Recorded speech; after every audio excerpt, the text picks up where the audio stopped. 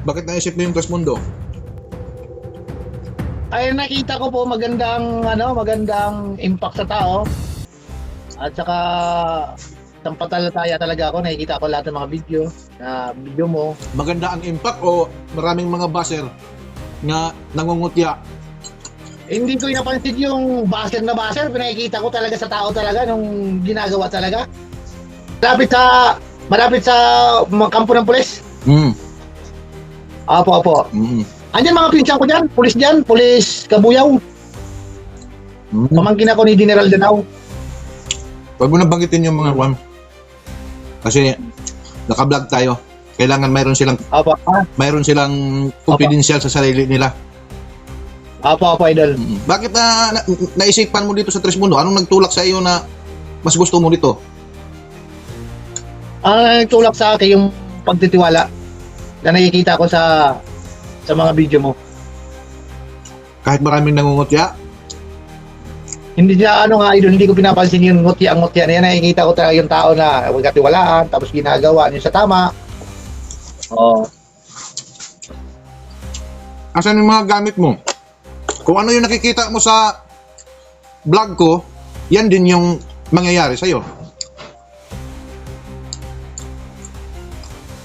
Yung mga Latin yan, nasan?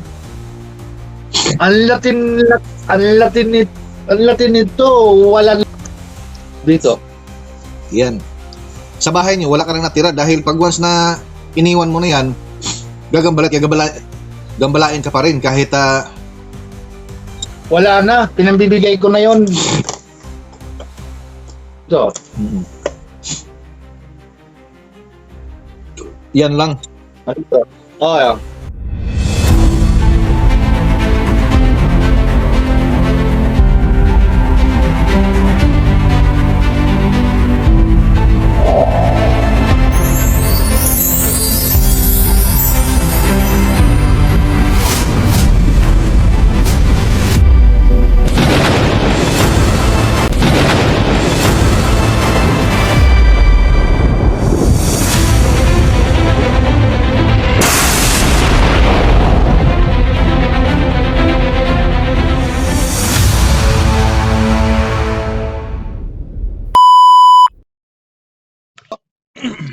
Good morning po, sir, idol. Good morning. Good morning. Nakikita ko laging video mo. Anong may tulong natin? Kung pwede, kung pagkatiwalaan mo ako ng pagdepensa kasi security guard po ako, idol. Ilang taon ka na ba naging antingero? Binibigyan ako pero hindi ko man dinadasalan. Busy. Bakit? Ay, hindi pwede ako mapagdasal kasi magpapagdasal ako. May trabaho ako, nagbabiyaya ako. Kaya dapat, ang dasal, di ba daw, alas 6. Ay, magmumotor pa po ako. Abutan ako sa daan hindi ako, ng oras, hindi ako mapagdasal. Tapos? Bakit? Ay, pagdating naman sa trabaho, siyempre, trabaho. Andyan mga boss, hindi ka sa'yo magdasal. Makita ka ng boss, pag hindi ka nakatanggal ka trabaho. Bakit naisip mo yung Tres Mundo? Ay nakita ko po magandang impact sa tao. At saka sampalataya talaga ako, nakikita ko lahat ng mga video mo. Maganda ang impact o maraming mga baser na nangungutya? Hindi ko napansin yung baser na baser, pinakikita ko talaga sa tao talaga nung ginagawa talaga. Anong nagtulak sa iyo na Taga saan ko kayo? dito ka sa Tres Sir, Mundo? taga saan po kayo? Dito ako sa Laguna. Opo. Saan ka sa Laguna? Dito sa Balibago. Balibago, parang tanda ko yung Balibago. Kasi nag-duty ako sa Coca-Cola eh. Dito lang yan, parting Nubali. Doon sa may malapit sa mga kampo ng pulis. Apo. Andyan mga pinsan ko dyan, pulis Kabuyaw. Pamangkin ako ni General Danao. Huwag mo na banggitin yung mga kwan. Kasi naka-vlog tayo. Kailangan mayroon silang Apo. confidential sa sarili nila. Apo, idol. Bakit naisipan mo dito sa Tres Mundo? Anong nagtulak sa iyo na mas gusto mo dito? Ang tulak sa akin yung pagtitiwala na nakikita ko sa mga video mo. Kahit maraming nangungutya?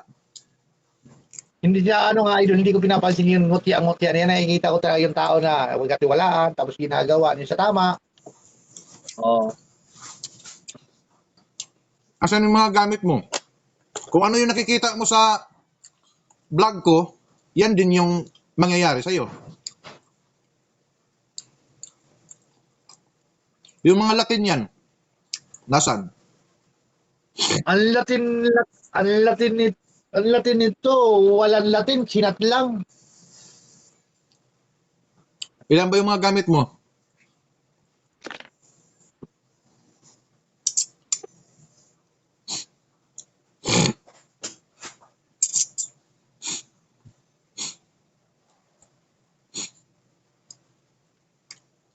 Antayin mo, nakagukop na oh. Ano sa bag? Kung hindi ko na dasalan to. Yung mga Latin yan, nasa cellphone mo lang.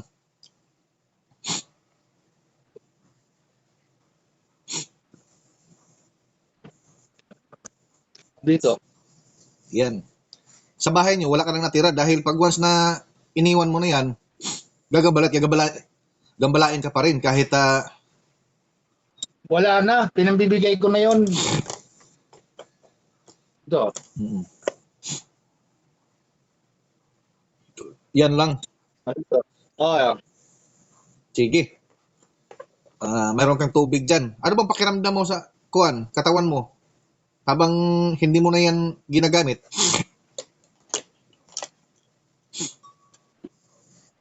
Nararamdaman ko masakit ang pa ako.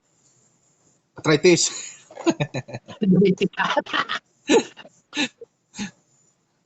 Diabetes kasi ako. Namayat na ako, idol. Namayat na ako. Ang kilo ko kasi noon, 99 kilos. Nagkasakit ako na 2022 yata, 22. Umabot na lang ako sa 26. Ngayon, bumalik naman ang katawan ko. Bumalik naman ang katawan ko ngayon. Sige. Pero hindi ako uminom. Hindi ako uminom. Bisyo. Sigarilyo lang. Hindi ako uminom. Sabi, inom ng alak. Inom lang ko yan. Isang bote na San Miglite. Hindi na madalawahan. Tama na sa akin. Sige, yung Hindi ako pala inom. lusawin natin yung ano mo. Yung mga gamit na yan. Kuha ka ng tabo dyan, lagyan mo ng tubig. Wala akong tabo, idol. Tubigan ko lang ito. Walang ibang mapaglagyan dyan, mga Tupperware. Lalagyan natin ng mga gamit mo. At sige, magugas lang ako. Dito ako rin kumababa. Baso, pwede? Pwede. Lagyan mo ng malamig na tubig yan. Trabaho kasi ako ngayon. Maya-maya ko ulit yun. Saan ka ba naka-duty ngayon? Meral ko. Saang lugar? Saang lugar? Dasma. Sige, harap mo dyan sa baso, tapos ilublob mo yung Latin una dyan, tapos sunod yung gamit mo.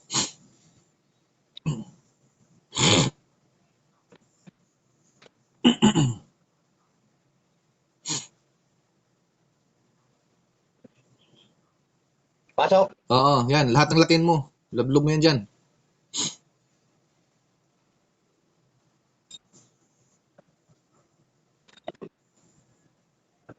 Pasok. Oo.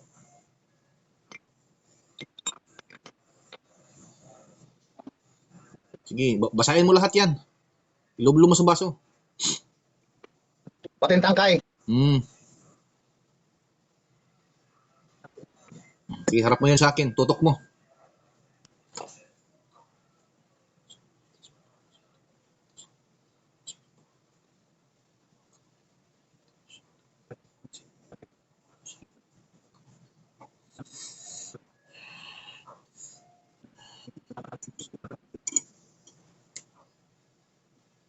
Sige. Ikaw naman. Yung mainom na tubig. May tubig ka. Mainom. Ito. Ay, yan ba yung pinaglubluban mo? Hindi. Ito. Wag yan. Huwag mo inumin yan. Walang iba. Ayan na lang yan. Buksan mo. Buksan mo ng malaki. Yan. tubig nito. Kaya ako sa kadawi sa ugat at naman ang lahat ng kapangyarihan ni Pinito Diyos ay tuluyan mo ng lusawin sa katawan. Pasok. Sige, namin mo.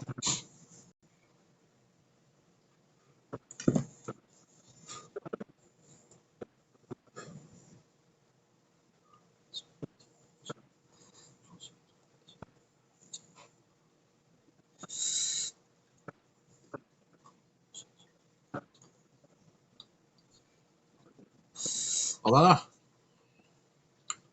O, lunok. Pasok.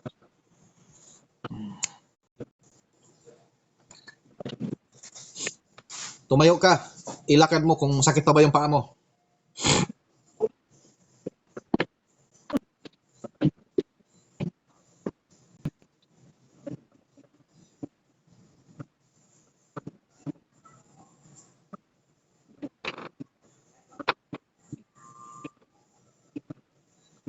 Kunti na lang. Kunti na lang.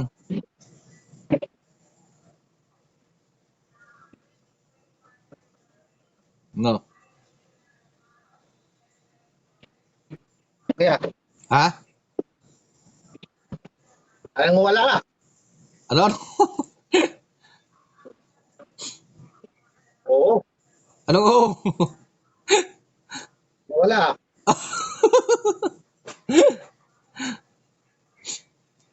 Ano masabi mo? Ay 100%. Yay, kailangan mo. Unti-unti na yan mawawala yung isa mo.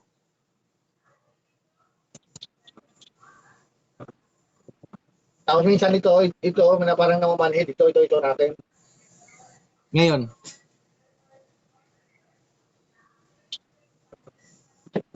Oo nga. Wala sa papa.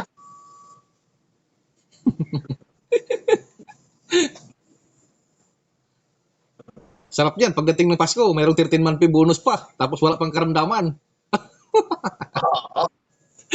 Bago pala kasi ako rito. Ayun. Oh. Anong masabi mo sa viewers natin? Na ito ay hindi pikit, hindi ito gawa-gawa lang ng mga kwento. Sabi kasi nila, gawa-gawa lang daw. Ay ang hindi man sila nagtaka na iba-iba ang mukha. Huwag mong sabihin lahat ng yan ay puro gawa-gawa lang kwento yung vlog ko.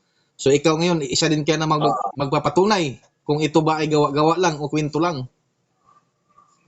Ang masasabi ko lang sa Trismundo ay wala na akong masabi. Talagang totoo, legit.